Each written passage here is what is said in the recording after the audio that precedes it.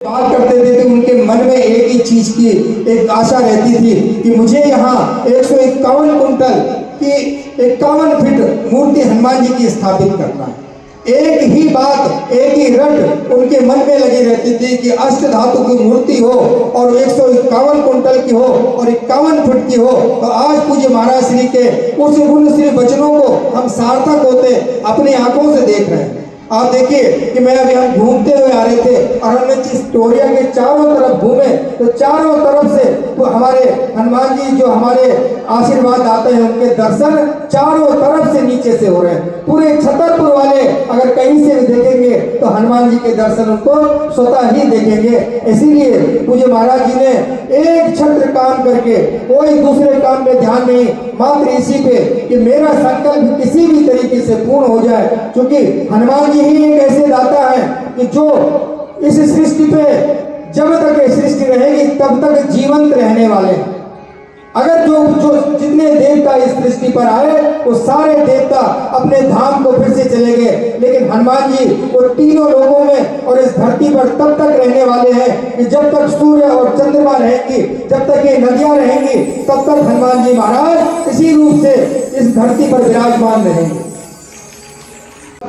एक इतिहास में हमें लगता है महाराज इस क्षेत्र में तो कोई है नहीं है 51 फुट की मूर्ति, सारे विश्व के अंदर नहीं है महाराज जी।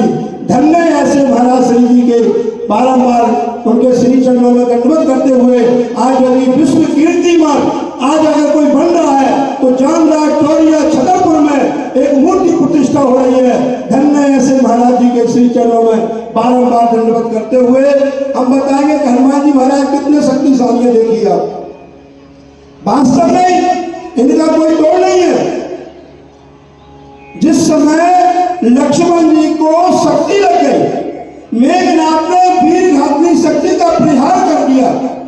जैसे लक्ष्मण जी मूर्छित हो गए, हनुमान जी महाराज उनको लेकर के आए, राम जी की गोदी में आकर के लिटा दिया गया। राम जी ने उनको देखा तो राम जी रोने लगे, नाना प्रकार से विलाप करने लगे, पूरे रामादल में कोलाहल मच गया।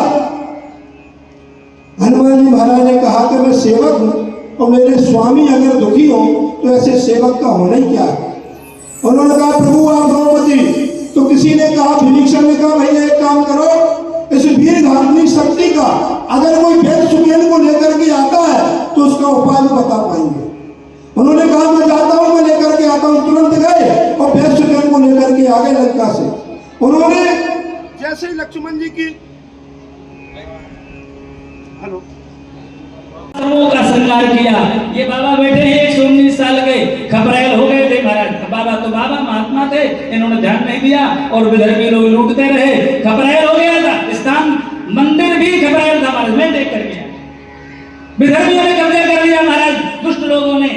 बाबा ने कृपा की, महाराज जी को बुलाया और महाराज जी को बुला करके दिया, आज देख करके आओ बंडा के पास में गोरा खुर्द नाम की जगह है। महाराज चकाचक हो गया। जैसे आपकी जामराज टोरिया का श्रृंगार हुआ, ऐसे ही महाराज गोरा खुर्द में राम जानकी मंदिर का भी श्रृंगार कर दिया महाराज जी ने। मऊसानिया महेरा और गड़ी बलहरा, बड़ा बलहरा, महाराज यहाँ से लेकर के धदरई धाम तक इनकी कृपा से ही श्रृंगार हो रहा है। इसलिए महाराज ऐसे साधु के कृतज्ञ बनो, ऐसे साधु का सहयोगी बनो, ऐसे साधु की सेवा करो। कोई भी व्यक्ति बाधा बनेगा, पाप का भागीदार बनेगा और उसका जो दमन है वो करने में महाराज हर तरह से हम लोग सक्षम हैं। यदि आवश्यकता पड़ेगी तो सब कुछ देखा जाएगा। हाँ क्यों, तो लगन तुमसे